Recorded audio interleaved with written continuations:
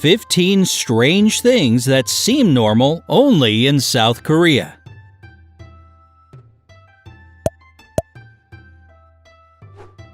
South Korea is a country of contrasts, where modern technologies and ancient Eastern traditions harmoniously combine into something totally unique in and of itself. Every journey to this amazing country reveals countless new secrets and mysteries.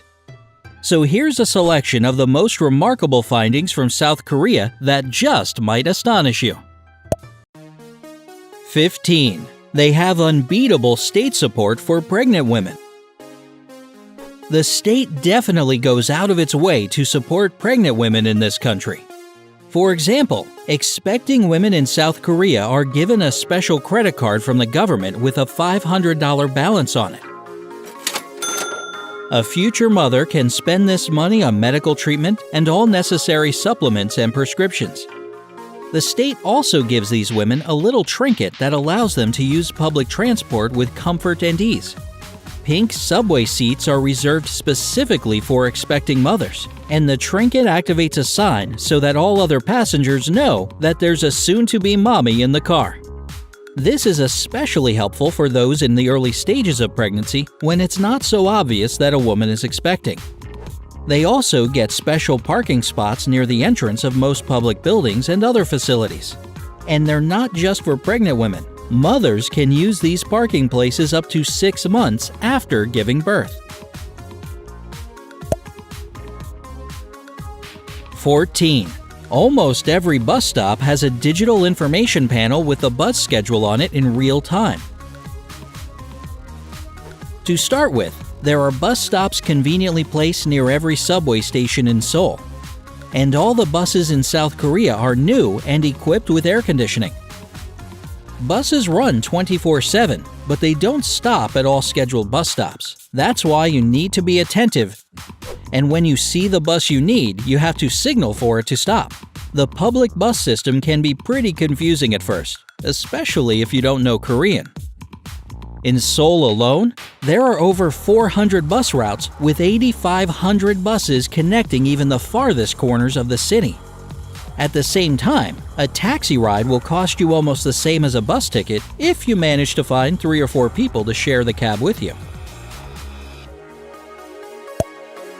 13. It's totally normal to try the food in grocery stores. In the majority of Korean supermarkets, there are unlimited samples for you to test. And even if there aren't specific samples laid out for shoppers, nobody controls how much food a customer tries before buying or not buying. 12. South Koreans like to give and receive practical gifts. A traditional gift at a housewarming party is a few rolls of toilet paper. They really love practical gifts like this, and especially ones that can be eaten. For example, management at one South Korean company presented their employees with food baskets. These edible arrangements come in different combinations and can be bought in any grocery store before big festivities. 11. TV hosts wear traditional clothing on the Korean New Year. And that's not the only New Year tradition in this country. The Korean New Year usually takes place in January or February, depending on the time of the second new moon after the winter solstice. Koreans celebrate Seollal, or New Year, for 3 days, on the day before, on, and after the New Year. And if you decide to travel around the country at this time of year, you might encounter some serious obstacles. And that's because everybody visits their families and childhood homes for a festive celebration. Just to highlight exactly how hectic it is, train and bus tickets are usually sold months in advance. As for traveling by car, it can take you 4 times longer because of enormous traffic jams. 10. Kindergartners have color-coded uniforms. Each kindergarten has a specific uniform in a certain color so that kids don't get lost in the crowd during field trips and walks around the city. You gotta admit, this is so simple yet incredibly logical since teachers can easily spot the kids from their own group. 9. Churches give little pleasant gifts to their parish. About 4 times a year, big churches arrange free visits to dentists and hairstylists for their parish. They even have representatives who actively recruit people and businesses that want to participate in this generous program. The most common way they invite community partners is by distributing free wet wipes with their church's address on them. By the way, South Korea is home to the most visited church in the world, with a parish consisting of over 1 million people a year. 8. High schoolers study until midnight. Korean kids have to study a lot.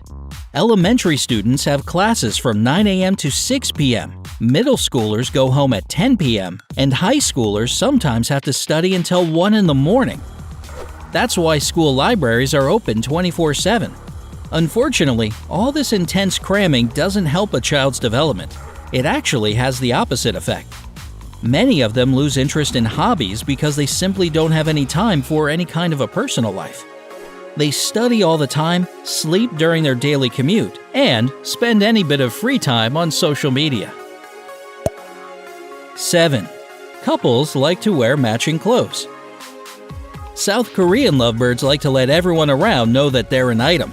In fact, a relationship is supposed to be an all-consuming affair. Couples use social media to brag, have cute little celebrations every 100 days, and even arrange romantic vacations almost every month. Not to mention, they choose to display their in-love status with the help of matching outfits. A lot of paired clothes and shoes can be found in special stores like Sweet Bong Bong, Couple Plaza, or Couple Market. Sweethearts of any age can find just what they're looking for. 6. The best gift for a teacher is a cup of coffee or candy. While you might remember giving your teacher an apple or some flowers, South Korean parents and children like to show their gratitude to a teacher by giving them candy or a cup of coffee. What's more, there's an established gift-giving culture in Korea with certain rules. For example, big gifts to teachers or public officials are considered bribes. And when somebody visits your home in this country, you can be sure that they'll bring a drink, dessert, or fruit. 5. They have themed subway cars. There are lots of themed subway cars dedicated to certain cartoon characters. Stations are even announced in these characters' voices, and they have life-size sculptures of them sitting on the seats. In Seoul, there's a subway train dedicated to a comedy animated series called Larva. It runs on the Green Line 8 times a day and features 2 of the cartoon's main characters in every car. 4. It's a more isolated country than we think. Koreans practically never listen to music or watch movies from other countries. They're not very familiar with Western traditions, and they don't even have geography at school. At the same time, they'd be happy to tell you anything you want to know about K-pop singers and bands. The most popular musical group among the South Korean youth is the boy band BTS. 3. They don't really eat dogs. This is a dying trend in South Korea since almost the entire young generation has never even tried dog meat. Now, it is still possible to try this dish there, but it's extremely expensive. Modern Korean cuisine is really healthy. They usually eat grilled meat without oil, a lot of vegetables and plants, and rice. But even more than rice, Koreans love coffee. Me too. 2. There's a lack of trash bins but plenty of public restrooms. You won't find any trash bins on the street in South Korea because the people there are super tidy. Now you might be thinking, what are you supposed to do with your empty water bottle? Well, there are lots of public restrooms around with trash cans inside. You can find them at each subway station and in every park. The restrooms are very clean and come with all the necessary amenities. They have separate stalls for disabled people, and women's restrooms are, of course, equipped with diaper changing stations. 1. South Koreans' workaholism has no limits. The government of South Korea has recently taken an active fight against workaholism, which has become a countrywide disease. Office workers are now required, by law, to turn off their computers on Friday evening. Everybody is supposed to abide by this new rule, but on special occasions some exclusions can be made. Public officials are also exempt, 67% to be precise. This drastic measure is necessary to force people to have a healthy work-life balance. Still, not all South Koreans appreciate this new law.